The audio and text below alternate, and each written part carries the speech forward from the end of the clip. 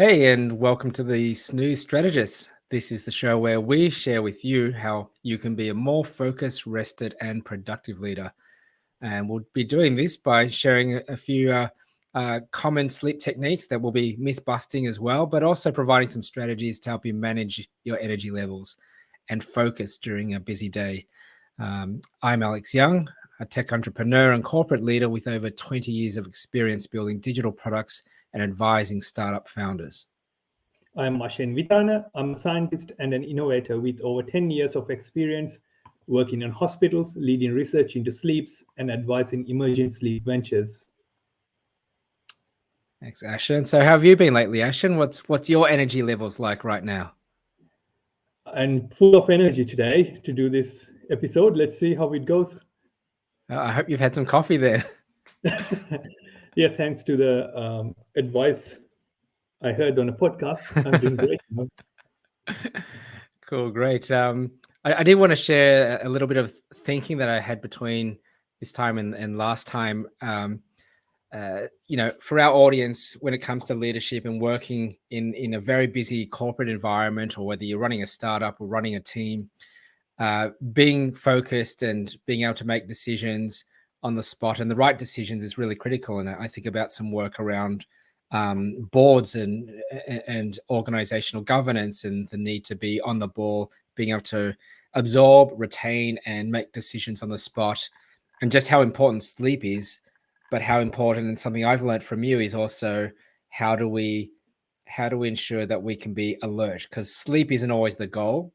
We should be able to sleep, but I think the other question is, what's the quality of the sleep and how do we maintain that? And then how do we leverage that to be better leaders ourselves? Yeah, absolutely. I think every business leader have to perform at almost that 100% alertness level and energy level throughout the day to make right decisions, thinking quick on the feet. So hopefully we can provide them with good tips and advices that they can use to stay in that level. Yeah. I mean, the funny thing that I came across the other day, and I travel to Japan quite often, and you see people on the train sleeping, and I'm aware that there is quite a bit of a culture of sleeping in the workplace in particular. Is that something you've ever done? Slept in the workplace? Yeah, I actually have a great story on that. When you work in hospitals, I had to do a lot of shift work. I think that's part of the hospital life when you work there. Hospital shift work takes a lot in you, so you have to quickly change the work hours. Sometimes the same week you start from 8 in the morning, and the next day you start at 8 p.m. at night. So it takes a lot. You have to. It's a difficult task. I have this great story. I remember one shift. I came to work in the morning. I'm so tired. I was trying to figure out a place to avoid the team, as well as to have a quick snooze to get some energy, because I was just struggling to stay awake the whole time. I snuck into our bathroom, locked my door, turned the light off, just had one of the best naps I've ever had at work. And What, you were sitting on the toilet? I was. Wow. Yeah. So there are, I guess, multiple uses of toilet seats these days. That's one of the greatest naps I've ever had, and I'm sure I'm not the only one. Have you ever had any experience like that? I've had a number of them, and although I'm not a overworked hospital worker, and it's a huge issue right now that we hear all about, particularly after COVID-19, particularly that the nurses that are overwhelmed. But that's a really interesting experience that you've had. But it sounds like you probably aren't the only one who, in that industry or in healthcare generally, that has a lack of good sleep. And I don't know if there's you wouldn't normally have a place to nap. It's not a typical thing, is it? Yeah, absolutely, that's right. And I mean, in a hospital, you would think there are dedicated rooms for you to have a quick nap, but not everyone's privileged like that. It's an idea. It's something to propose, isn't it? That's right. I mean, hopefully you and I can probably do something like that in our workplaces. Yeah, yeah, true. Yeah, I mean, talking about experiences on my side, I've probably on 3 occasions had a bit of a kip under the table, or different locations. So I remember many years ago, I used to work for Telstra, and we had a building in the Rialto. Sorry, not a building. We had an office in Rialto, and back in those days, they actually had some rooms set aside for mothers breastfeeding, but also they had some areas where they had some bean bags, and they were like little cubicles, all nice and white. So I discovered this room, and I just sat down, and I don't know if I had a nap, but I certainly closed my eyes, and so I just leaned against the wall for a little bit. And something that I have quite often is my eyes will get blurry, but I won't recognize that they're getting blurry. But I feel like it's just I'm feeling quite tired, and my eyes feel dry. After looking at the screen for a long time, and just having that little bit of a snooze allows me to refocus. And literally, my eyes will be able to focus again. That was one occasion. I think another one, and these are all early in my career, where I've got no excuse for being tired, and yet I was. But and these are my early days as a software engineer as well. So all your time is spent in front of a computer in a seated position, and that you wouldn't. I don't know if people are aware, but it's an incredibly cerebral task, and quite often, particularly when I was working in Nokia, we would break up the day by going to the ping pong table, and you get stuck on a coding challenge, and then you go to the ping pong table, move your body, move around, get some movement, heat up, and you'd talk, and you'd find come to a solution.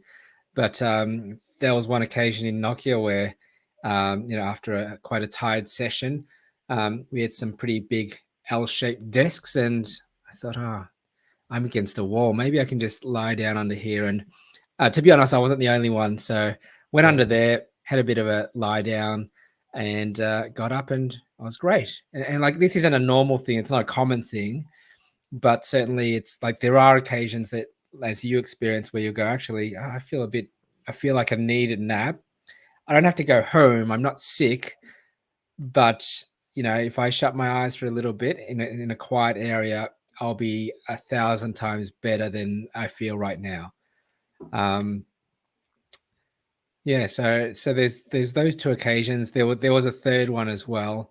It'll probably come to me later. I've lost that one now, but yeah, I mean, it's not typical for us. Now I remember, in where we're currently working, there's a separate building that we're in, and while I didn't, I knew there were others that took advantage of the prayer room to get a little bit of shut eye. And it's really interesting that across a number of organizations that I've worked, there hasn't really been a upfront recognition that your energy levels will go up and down during the day, and therefore we want to support you as our employee to ensure that you're focused and can give 1,000% sort of thing. Yeah, does any of those sort of ring a bell towards things that you've heard in your sort of areas? Yeah, absolutely. I think you're spot on. The managers or the workplace leaders don't understand that energy levels fluctuate throughout the day. It's not like you come in with so much energy and you leave the day with the same amount of energy. And I think there's great science behind that as well. And I can definitely relate personally.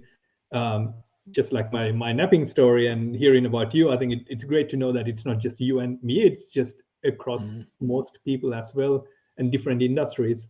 There's definitely, I think, a need to understand that energy side of things.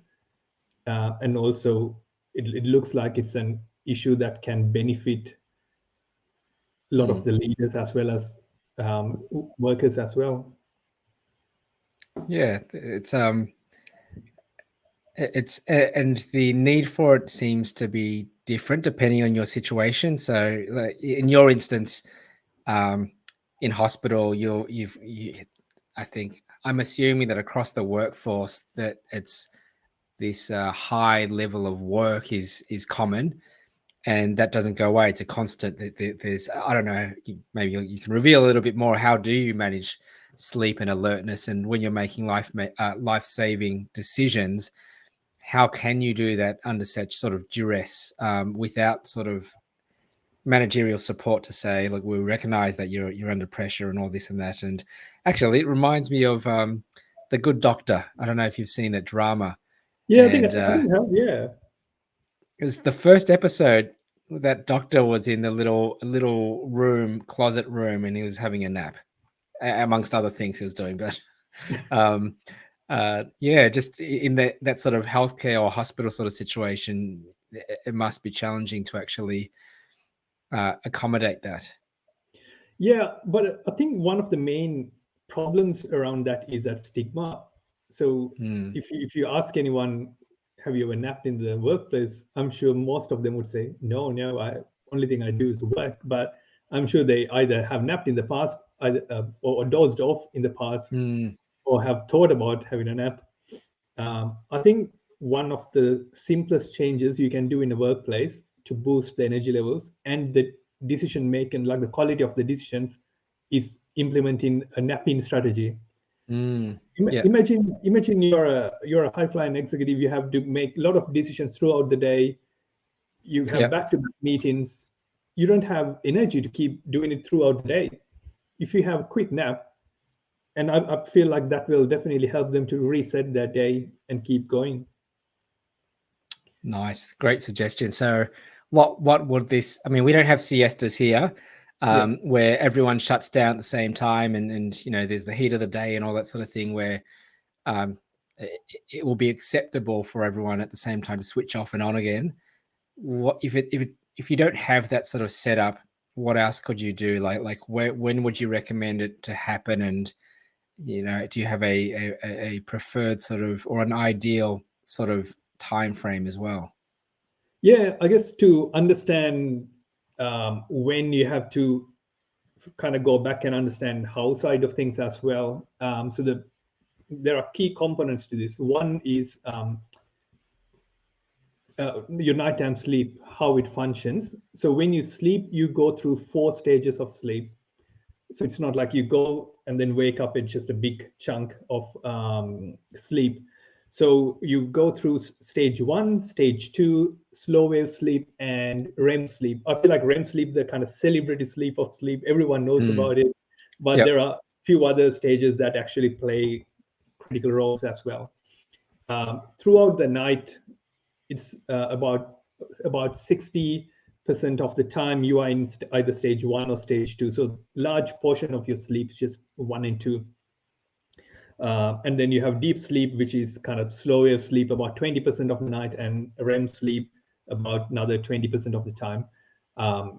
So critical part of that, when you fall asleep, you kind of have that stage 1 and 2, you spend a lot of time in there, and then you go into slow wave, and then you go into kind of REM sleep about an hour or 90 minutes after. So where kind of that relates into how to nap, you have to, when you fall asleep, you have to make sure you remain in either 1 and 2.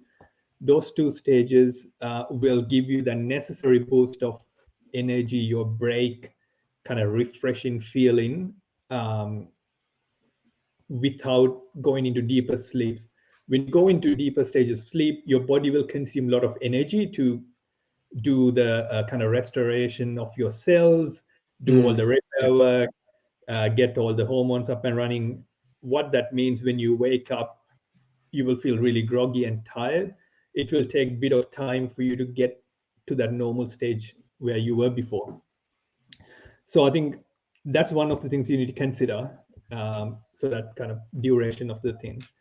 The other part, how sleep functions. There are 2 main drives that kind of push this is sleep. One is a light, which we call the body clock or the circadian rhythm, so that it controls by the light. The other thing, I guess, other systems called the homeostatic system, which kind of drives by the sleep urge or the need for sleep. Alex, if you can bring that nice graph up.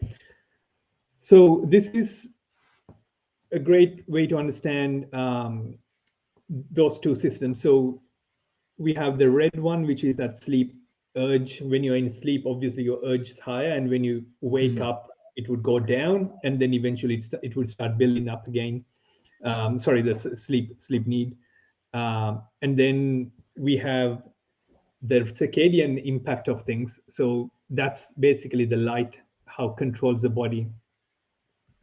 So if you follow the red line, it's quite high in the morning, around midnight, and then it slowly starts going down, and around 8 to 10, it would go to the rock bottom. So that means you're fully awake at that time. And then after that, it will slowly start going up. So between maybe 12 to 3, I would say there's a small peak before it keeps going down. And then when the sun goes down, and the darkness comes in, it will keep going up again. So that's something we need to consider when we nap as well. So if you want to have a nap, there's already science telling us you will feel sleepy between around 12 to 3. If you usually wake up around 6:30 in the morning, according to this graph, you will feel tired, sleepy around between 12 to 3-ish. Okay. Around in that time, between 12 to 3, you are going to have your lunch. Usually, if you have a bigger lunch, most people would feel a bit sleepy because to digest that meal, your blood flow will predominantly concentrate on your digestive system. So that means less blood going into the brain, less oxygen, less energy. So you are not super alert and sharp at that time.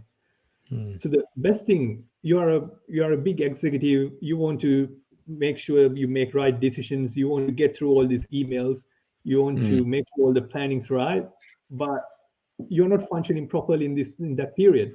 I think best thing you can do, all right, you have your meal, you send a few emails. The next thing, set your alarm for 20 minutes and have a nap, because already science telling us you're tired. If you have a nap, it will help you to get through that kind of peak without a lot of downtime, I guess, cognitively.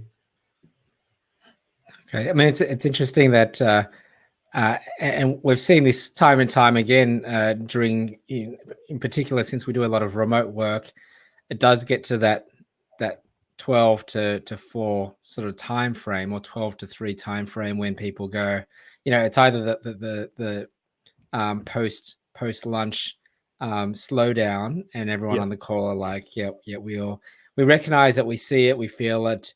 We don't change our habits though. We we push through, and I facilitate a lot of workshops, and I can see a dramatic change in the output and the cognitive load in the room. Like, people just slow down. They can't contribute with the same pizzazz that they may have had prior to lunch.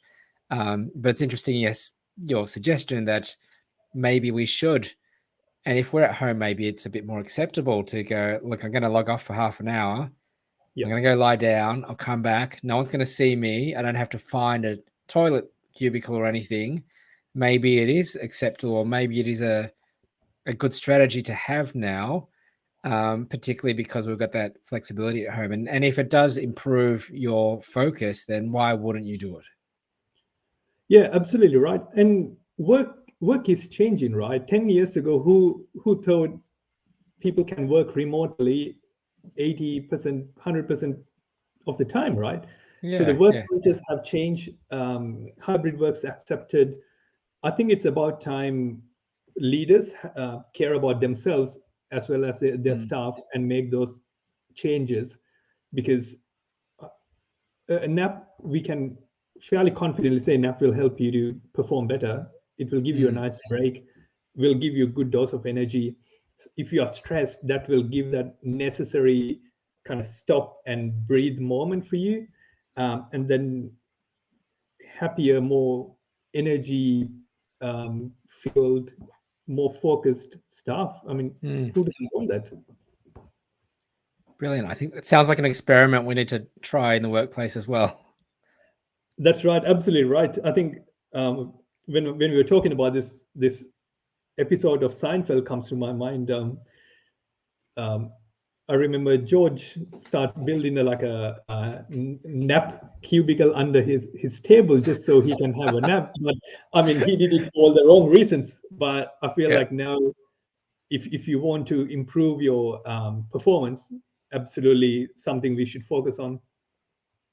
Okay, very good, very good. So some of us might be a bit worried. If I take a nap, I may not wake up.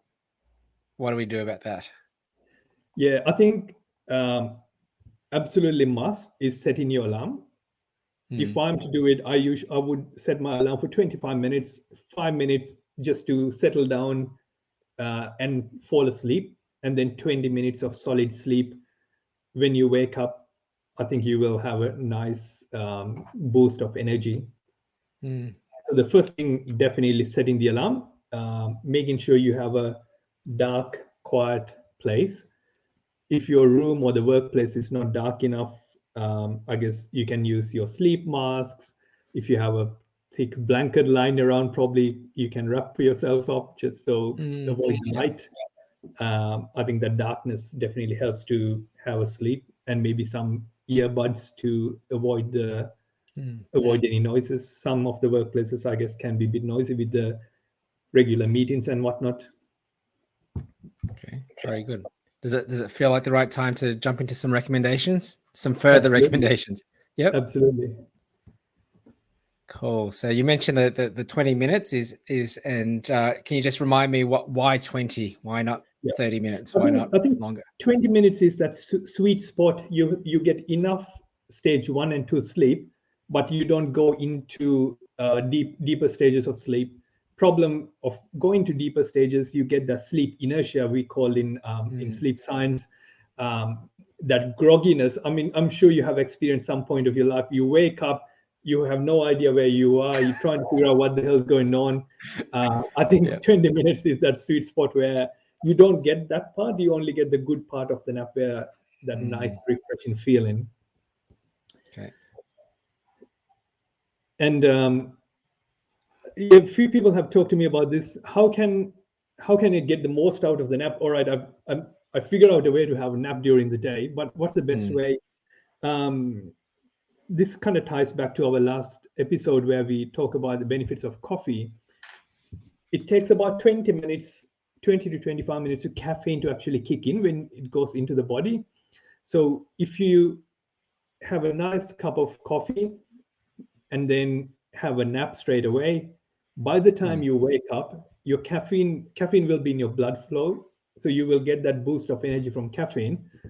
And from the nap, you will have nice refreshing feeling. You will be focused. Your stress will go away. You will have that energy from the nap. So it's basically like a double whammy, and you can definitely increase the benefit you get from the nap. Some people actually call it nappuccino. I've seen online a few times. Okay. You get your cappuccino and you have your nap.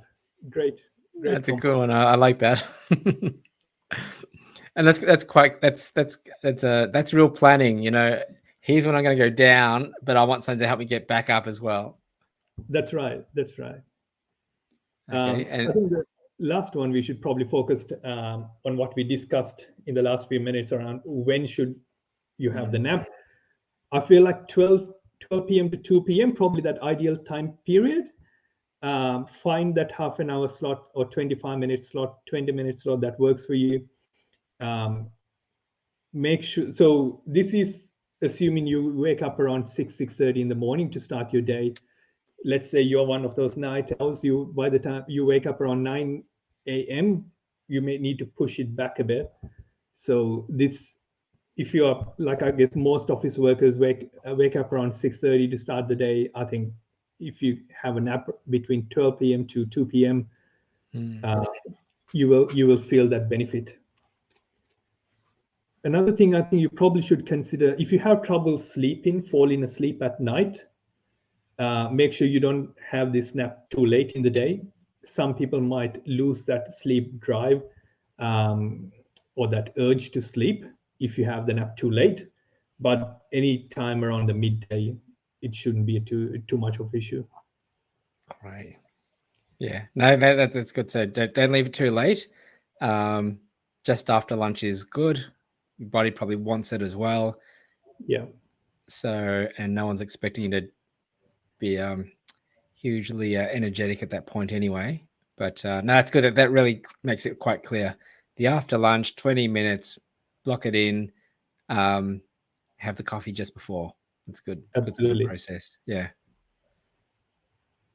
Cool. All right. No, that's really good. That's a great sort of rundown. I think there's a good takeaway for me there as well. I'll definitely try this. It was only after you went through that, it just reminded me that during the pandemic, now that we've been working at home, there was one day that I did try it, and it was after lunch, and this was in the early days of COVID, when I was just in my bedroom and working on the computer in my bedroom, and the bed's just there. So I was like, oh, why Yeah, not? I lay down, and all I wanted, I wasn't there to nap, but I just said to myself, I'm going to lie down. I'm going to close my eyes. I yeah, just want to close my eyes and relax it a bit. And who would have known? Half an hour later, I woke up.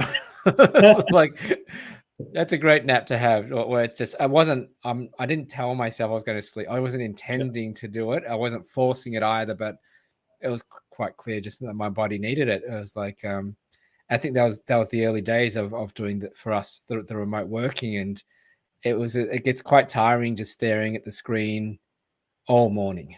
that's right. And we've continued to do that like 2 years later, but I think we may have adjusted how often we do meetings, but still, you can end the day feeling extremely exhausted. Yeah, absolutely. I think during that lockdown period, there's increased anxiety among everyone as well with the COVID. People don't understand what's going on.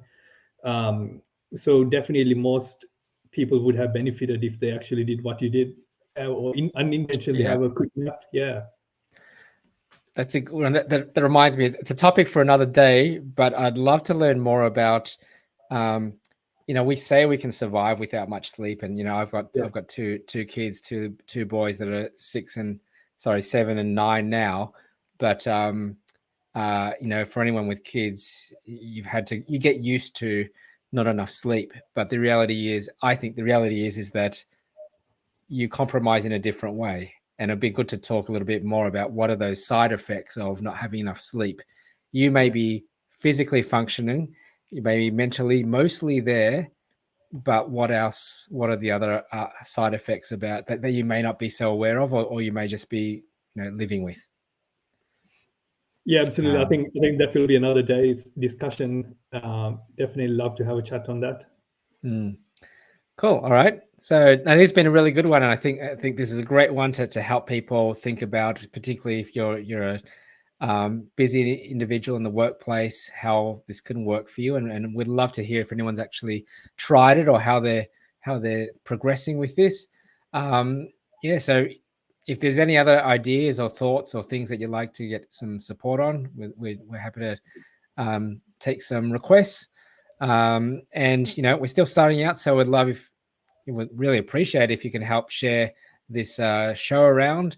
And once again, to keep on top of those new episodes, don't forget to like and subscribe if you're viewing this on YouTube. Otherwise, if you're listening to the podcast, follow us, and please share it. And if you've got any feedback, we're really open to hearing about it, and we'd love to hear from you. Cool. So we'll see you next time. Right. Thank you.